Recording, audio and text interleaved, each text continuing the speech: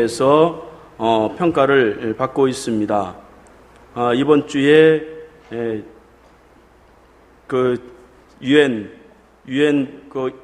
안전보장 이사국 10국에 포함이 돼서 세계의 중요한 일들을 결정할 때에 이제 그것에 많은 의견을 낼 수 있는 그런 국가가 되었고, 작년 말 기준으로 우리나라 국력을 평가했는데 세계에서 강한 나라 순위 6위에 그렇게 평가가 되었습니다. 미국의 뉴스앤 월드 리포트가 올 2월 1일에 발표한 2022년 세계에서 강한 국가 순위에서 보면 한국은 6위로 올라갔고, 일본은 6위에서 8위로 그렇게 떨어졌고, 프랑스는 7위로 그렇게 평가가 돼서 우리나라가 일본이나 프랑스보다도 더 강대국으로 그렇게 평가가 되고 있습니다. 작년부터 순위가 뒤바뀌었어요.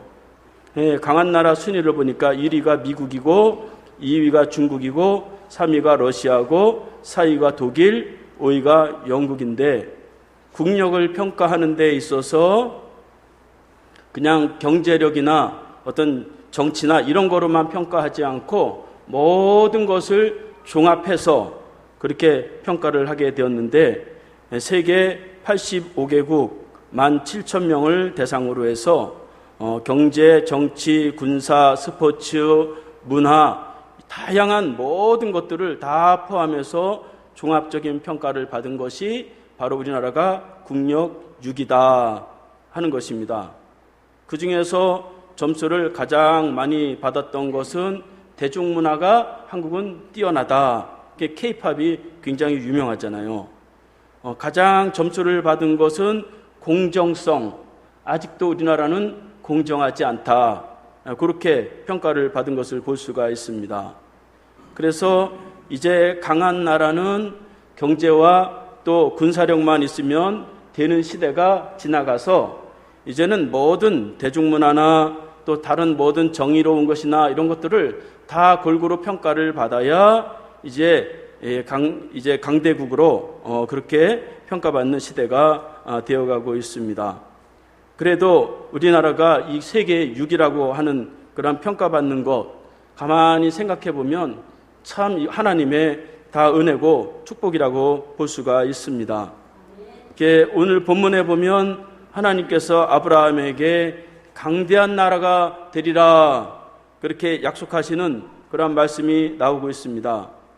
아브라함이 하나님의 사자를 알아보고 그 하나님의 사자를 대접하려고 떡을 만들고 가장 좋은 송아지를 잡고 엉긴 젖과 우유를 상수리 나무 아래 차려놓고 그 하나님의 사자들 3명을 대접했을 때에 여호와께서 약속하시기를 99세 된 그 아브라함에게 내년 이맘때에 내 아내가 아들을 낳으리라 그렇게 약속하셨고, 또 강대한 나라가 되리라 그렇게 오늘 약속하시는 것을 볼 수가 있습니다. 하나님이 이 아브라함을 어떻게 강대한 나라가 되게 하셨는지를 저희들이 살펴보면서 이제 우리나라가 세계 6위가 아닌 세계 1위로 올라가는 그 나라를 기대하면서 이제 어떻게 그런 강대한 나라가 될 수 있는지를 살펴보겠습니다. 하나님이 아브라함에 약속한 강대한 나라는 3가지의 방법을 통해서 이루어진다고 말씀하고 있습니다. 첫 번째로는 다른 나라에도 유익을 주는 나라가 되어야 된다 하는 것입니다. 17절, 18절 말씀해 보면 여호와께서 이르시되 내가 하려는 것을 아브라함에게 숨기겠느냐. 아브라함은 강대한 나라가 되고 천하 만민은 그로 말미암아 복을 받게 될 것이 아니냐. 그렇게 말씀하고 있습니다. 하나님은 아브라함을 축복하시는 데 있어서 너 축복을 많이 받고서 너 혼자 편하고 잘 살아라 그렇게 축복하시지 않고 내가 강대한 나라가 되는데 천하 만민이 너를 통해서 복을 받게 될 것이다 그렇게 약속을 했다고 하는 것이지요. 그러니까 하나님은 아브라함에게만 복을 주신 것이 아니라 그 아브라함을 통해서 많은 열국들에게 복이 되도록 그렇게 사명도 주셨다 하는 것입니다. 당시 아브라함은 나라도 없고 자식도 없고 단지 한 민족의 족장일 뿐이었습니다. 그 나라는커녕 자기 아들조차도 없는 이 아브라함에게 하나님이 내 나라가 강대한 나라가 되리라고 하는 그 약속을 주셨을 때에 이 아브라함은 그 약속을 확 붙잡았단 말이죠. 그러니까 하나님의 섭리 속에서 강대한 나라가 된다 하는 것입니다. 이스라엘이라고 하는 나라는 아직도 수백 년 이후에 형성되는 그러한 나라인데 이 볼품없는 이 아브라함에게 강대한 나라가 되리라 그렇게 말씀하고 있는 것입니다. 현실은 그런데 그렇지를 않았어요. 아브라함은 먹을 것이 없어서 애굽에 내려가서 애굽 왕 바로에게 자기 아내를 빼앗깁니다. 또 그랄 왕 아비멜렉에게도 자기 아내를 빼앗기기도 합니다. 현실은 그렇게 어려운데도 불구하고 이 아브라함은 내가 강대한 나라가 되리라고 하는 그 약속을 부여잡고 그렇게 살아가면서 천하 만민의 내가 복이 되리라 그런 마음을 가지고 강대한 나라를 기대했다고 하는 것이죠. 그래서 우리가 하나님 앞에 많은 복을 누리게 되고 은혜를 누리게 되는데 이 아브라함과 같이 복의 근원이 되고 또 많은 이제 다른 사람에게도 이제 복을 나누어 줄 수 있는 그러한 사명을 우리가 동시에 가지고 있어야 된다 하는 것입니다. 하나님이 우리에게 축복을 주실 때에는 내 가족, 내 교회, 내 민족 너만 잘 먹고 잘 살아라 그 생각이 깨져야 된단 말이죠. 그 생각이 넘어설 때 하나님은 우리에게 생각지 않는 상상할 수도 없는 그러한 놀라운 축복을 우리에게 주십니다. 그래서 아브라함도 그것을 믿고 어떻게 하든지 내가 하나님의 영광을 위해서 살리라 그렇게 하면서 복을 받도록 그렇게 애쓰고 기도하는 것을 볼 수가 있습니다. 그 약속대로 오늘날 그 아브라함을 통해서 많은 나라들이 하나님의 축복을 누리고 있죠. 이슬람과 유대교 또 기독교와 카톨릭의 싸움은 다 이 아브라함이 우리 조상이다 그 싸움 하는 거예요. 이슬람도 이 성경 모세오경을 그대로 다 믿거든요. 유대인들도 그대로 믿고 카톨릭도 그대로 믿어요. 그러니까 이 아브라함을 통해서 많은 민족들을 그렇게 축복을 주신 것입니다. 그러니까 다른 나라, 다른 민족, 다른 사람, 다른 가정, 다른 교회 그 이웃에게도 우리가 복을 끼칠 수 있는 그러한 사명이 있어야 된다 하는 것입니다. 그래서 이런 사명이 분명하면 하나님이 우리의 필요를 반드시 채우셔서 복의 근원이 되게 하셔서 나를 통해서 내가 가는 곳이 복되게 되는 것이에요. 그래서 이제는 이렇게 군사력만 있다고 힘만 있다고 돈만 있다고 해서 강한 나라, 강한 민족, 강한 사람으로 인정받을 수 없다 하는 것이죠. 이제 시대가 많이 바뀌었어요. 작년 2월 22일 러시아가 우크라이나 침공을 할 때만 하더라도 일주일이면 이 전쟁은 러시아의 승리로 끝날 것이다. 그렇게 이렇게 생각을 했는데 세계 2위의 군사 대국도 이제 1년 반이 지났는데도 아직도 이제 점점 본토까지 공격을 받으면서 전쟁이 확산되고 있습니다. 약한 나라들이 가만히 있지를 않는 거예요. 이제는 힘을 합쳐가지고 강대국이 침공을 하면 약한 나라들이 힘을 모아서 같이 대항을 하니까 이게 이제 싸움이 안 되는 것이죠. 그래서 이렇게 단독으로 개인도 가정도 교회도 단독으로 우리가 하나님 쓰시는 강한 사람이 되고 강한 그러한 가정이 되고 강한 교회 되겠다. 그런 생각이 우리에게 깨져야 된다 하는 것입니다. 가정과 교회가 돈이 있고 재산이 있다 해서 인정받는 거, 사회에서 인정받는 거 아니다 하는 것입니다. 아브라함과 같이 하나님이 내게 복을 주시면 그 복을 가지고 많은 신병들을 살리고 하나님의 영광을 드러내겠습니다. 이런 마음을 가질 때에 하나님은 우리를 축복하신다 하는 것입니다. 미국이 세계 선교 1위지만 사실 우리나라가 이렇게 세계 6위로 이렇게 올라서게 된 거 다 하나님의 일을 잘 감당해서 그런 거예요. 미국이 크니까 1위지 우리나라는 이 조그만 나라인데 세계 선교 2위입니다. 이게 한국 사람이 말이죠. 지랄 맞으니까 막 구석구석 말이죠. 뭐 아프리카며 뭐 저 정글이며 막 들어가가지고 교회를 세우고 말이죠. 하나님의 복음을 그렇게 전합니다. 그래서 아프리카, 아시아, 세계 여러 곳에 가서 선교하시는 분들을 보면 그분들이 있어서 이 나라가 이렇게 사는 거예요. 뭐 그냥 겉으로 보면 우리나라가 뭐 기술이 좋고 뭐 경제력이 좋고 그래서 그렇지만 하나님의 눈으로 보면 이름도 빛도 없이 자신의 목숨을 그들을 위해서 버리는 그런 사람들 때문에 이 나라가 강한 나라가 되었다 하는 것을 생각하면서 저와 여러분들이 있는 곳에서 하나님이 주신 축복을 가지고 내가 할 수 있는 일을 많은 사람을 유익하게 하고 또 다른 사람도 복을 누리게 할 수 있는 그래서 생명을 전해주고 함께 축복의 사람으로 되는 그러한 유익을 끼칠 수 있기 바랍니다. 두 번째로 강한 나라가 되기 위해서는 하나님의 공의를 지켜야 된다 하는 것입니다. 19절 말씀해 보면 내가 그로 그 자식과 건석에게 명하여 여호와의 도를 지켜 의와 공도를 행하게 하려고 그를 택하였나니 이는 나 여호와가 아브라함에 대하여 말한 일을 이루려 함이니라. 그렇게 말씀하고 있습니다.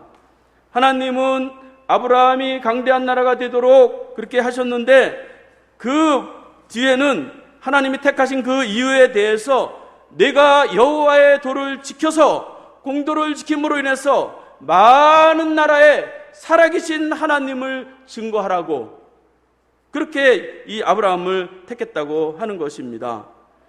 아브라함을 택한 목적은 아브라함이 축복을 많이 받으면 끝난다 그것이 아니라 하나님의 뜻이 이루어지도록 그를 택했다고 하는 것입니다. 그래서 하나님의 의, 하나님의 공도, 즉 하나님의 법 그것을 잘 지켜질 때에 강한 나라가 될 것이다 그렇게 말씀하고 있는 것입니다. 이렇게 하나님의 나라, 이 강한 나라가 되기 위해서는 이 하나님의 법과 윤리와 도덕과 질서가 잘 지켜지는 그러한 나라가 되어야 된다 하는 것이죠. 법과 질서가 무너지는 나라는 강대한 나라가 될 수가 없어요. 윤리와 도덕이 타락한 나라는 강대한 나라가 될 수가 없다 하는 것입니다. 그 윤리와 법과 도덕이 무너졌다고 하는 것은 사람이 이미 타락했다 하는 거예요. 그래서 우리가 그런 이제 법과 질서와 윤리와 도덕을 잘 지켜나가야 된다 하는 것입니다. 그래서 그것을 지키지 않는 나라가 있었는데 바로 소돔과 고모라라고 하는 나라를 이제 말씀하는 것을 볼 수가 있어요. 그래서 20절 21절 말씀해 보면 여호와께서 또 이르시되 소돔과 고모라에 대한 부르짖음이 크고 그 죄악이 심히 무거우니 내가 이제 내려가서 그 모든 행한 것과 과연 내게 들린 부르짖음과 같은지 그렇지 않은지 내가 보고 알려하노라 그렇게 말씀하고 있습니다. 하나님은 소돔과 고모라의 죄악이 심히 크고 사람들이 타락해서 거기서 부르짖는 그러한 소리를 듣고 내가 내려가서 그것을 확인하리라 그렇게 말씀하는 것을 볼 수가 있습니다. 그러니까 부르짖음이 컸다고 하는 것은 억울한 사람이 많았다고 하는 것이에요. 탄식하는 사람들이 많았다고 하는 것이죠. 그래서 역사가들에 의하면 이 소돔과 고모라의 위치는 오늘날 이스라엘의 사해바다인데 그 도시는 성적으로 아주 타락한 그러한 도시였다 그렇게 기록하고 있습니다. 그래서 성경에서도 보면 롯의 아내가 그 소돔과 고모라에서 나오라 그랬을 때에 그 즐거운 나라 소돔과 그 화려한 그 나라를 이제 잊지 못해가지고 뒤돌아서 가지고 말이죠 소금기둥이 된 것을 볼 수가 있습니다. 그러니까 소돔과 고모라는 타락한 나라, 법도 윤리도 도덕도 질서도 그래서 다 무너진 그러한 나라였단 말이죠. 그래서 하나님은 그 나라를 멸하겠다 그렇게 말씀하시는 것입니다. 그 영어로 소돔이라고 하는 단어가 있는데 그 뜻은 남색한다 그런 뜻이에요. 그러니까 동성애를 뜻하고 있습니다. 그러니까 얼마나 소돔이 성적으로 타락했는지 이 소돔이라고 하는 그 단어가 고유명사가 돼가지고 이제 남색하는 그러한 것으로 이렇게 보이는 것을 볼 수가 있습니다. 그러니까 성적인 그러한 더러운 행위가 만연한 도시가 바로 소돔과 고모라였다 하는 것입니다. 그래서 19장 5절 말씀에서도 보면 이 두 천사가 롯의 집에 들어갔을 때 그 밤에 소돔 사람들이 막 들어와가지고 저 두 천사를 우리에게 내놓으라 그렇게 말하고, 그렇게 말하면서 우리가 그들과 상관하리라 그렇게 말씀하는 것을 볼 수가 있어요. 상관한다고 하는 것은 그들과 성적 관계를 맺겠다 그런 뜻을 가지고 있습니다. 그러니까 동성애가 아주 공개적으로 막 이렇게 활개를 칠 정도로 타락한 그러한 나라였다 하는 것입니다. 그래서 하나님이 그 나라를 멸하시기로 했다고 하는 것입니다. 우리나라도 말이죠, 지금 이 동성애 문제가 보통이 아니에요. 서울 한복판에서 퀴어 축제가 말이죠, 이렇게 했는데 수천 명이 말이죠, 남자끼리 키스를 하고 말이죠, 서로 알몸을 가지고 말이죠, 막 그렇게 자랑을 하고 말이죠, 축제라고 하는 이름으로, 문화라고 하는 이름으로 말이죠, 그런 것을 즐기는 그런 일들을 벌이는 것을 볼 수가 있어요. 그런 거 왜 허가해 주는지 모르겠어요. 우리가 예수 믿는 사람은 그런 걸 냉정하게 우리가 경계해야 된다 하는 것입니다. 그래서 동성애 반대 우리가 반드시 참여해야 합니다. 하나님이 주신 윤리, 도덕, 법, 질서 이런 거를 무너지면 아무리 큰 교회, 아무리 좋은 가정도 하나님 앞에 강한 그러한 교회가 될 수 없고 하나님 앞에 쓰임받을 수 없다 하는 것입니다. 그게 윤리와 도덕으로 먼저 신앙으로도 평가를 받아야 되지만 먼저 윤리적으로 도덕적으로 교회도 평가를 받아야 되는 거예요.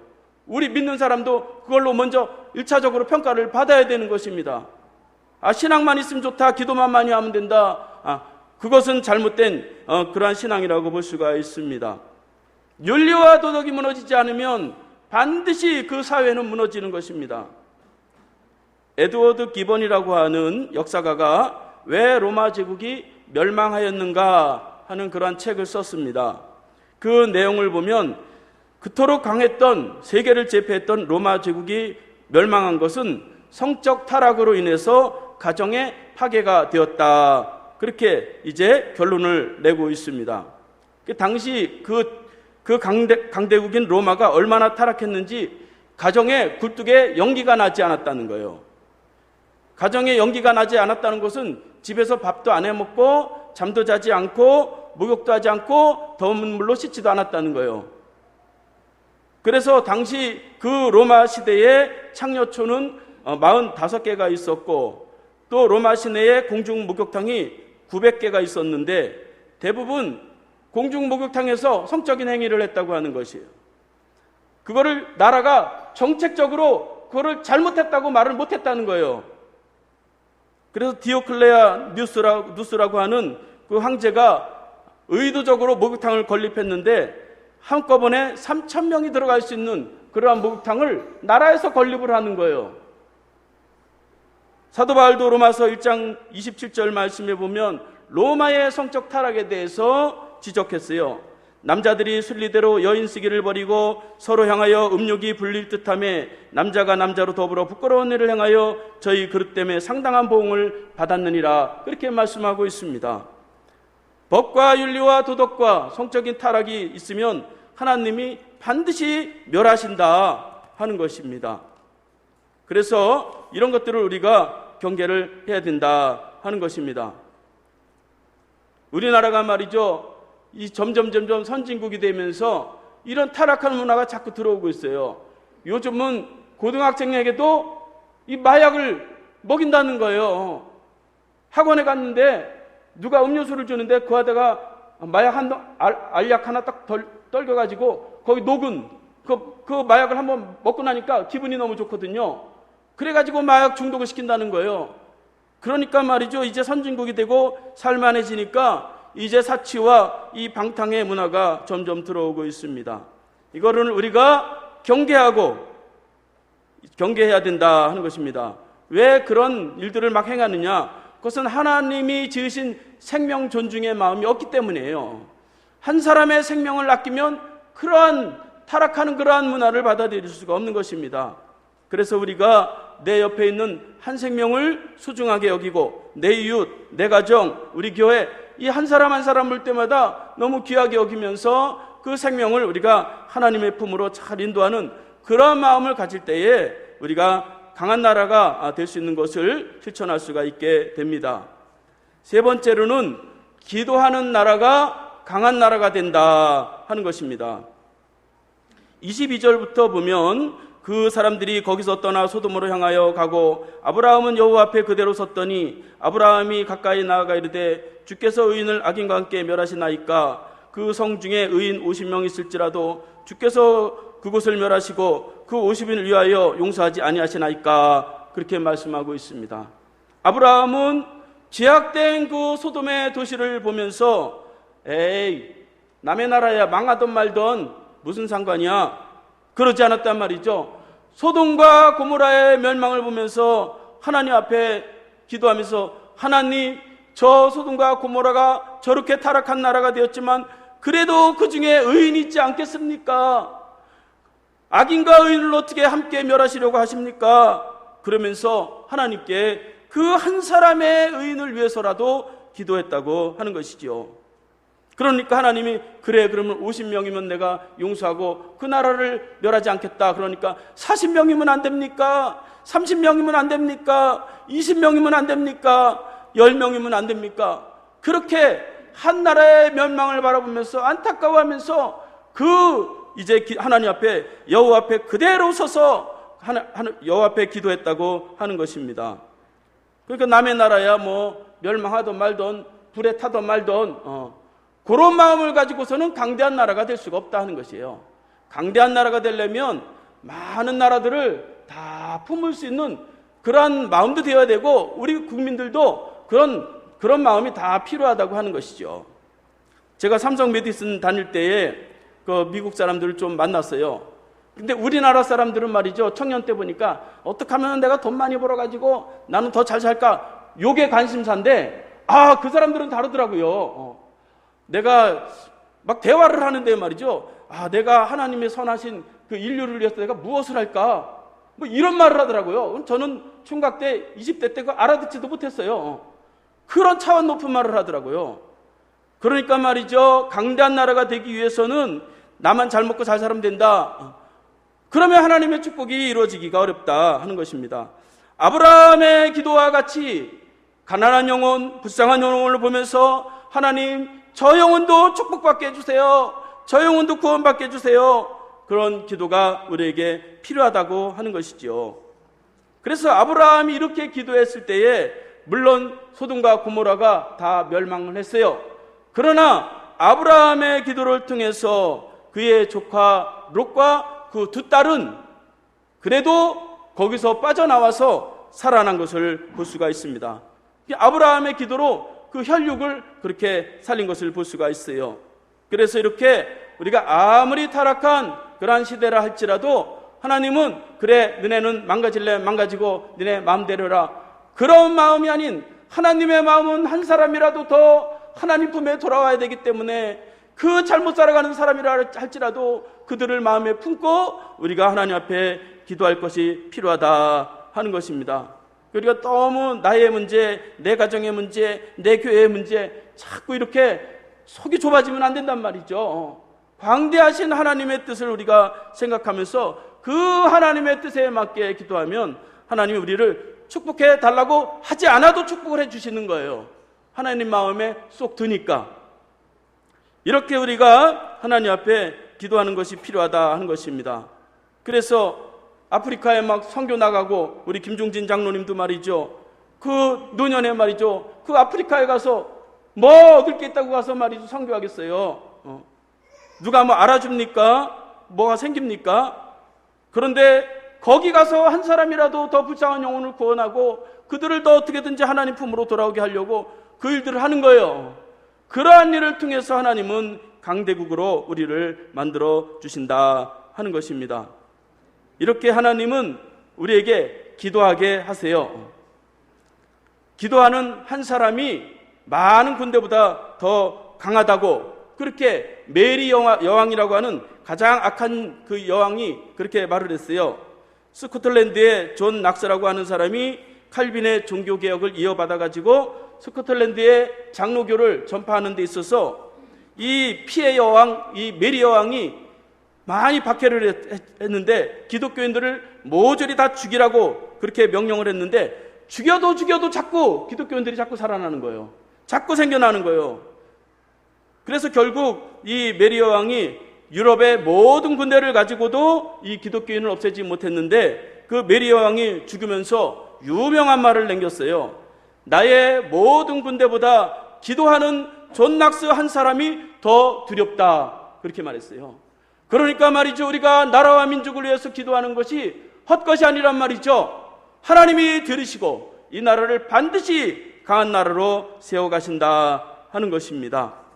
저와 여러분들이 이렇게 기도의 역사, 성령의 역사를 믿고 이래 기도의 사명을 감당할 수 있기를 바랍니다. 이제 말씀을 마치겠습니다. 나라가 강해지려면 우리 자신도 강해져야 돼요. 우리가 강해지려면 나도 복을 받아야 되지만 다른 사람도 복되게 해야 된다 하는 것이고, 하나님의 말씀을 내가 죽더라도 따르겠다 이런 마음이 필요하고, 안 되는 일이면 하나님 내가 연약하기 때문에 하나님 나를 도와주세요, 나를 강하게 해주세요, 이렇게 기도하는 삶이 우리에게 필요하다 하는 것입니다. 저와 여러분들이 이렇게 하나님 앞에 이렇게 무장함으로 인해서 가정도 강한 가정, 나도 강한 사람, 또 교회도 강한 교회, 이 나라도 강한 그런 하나님의 나라로 세워져서 온 세계 위에 하나님의 일들을 감당하는 저와 여러분들이 될 수 있기를 바라겠습니다.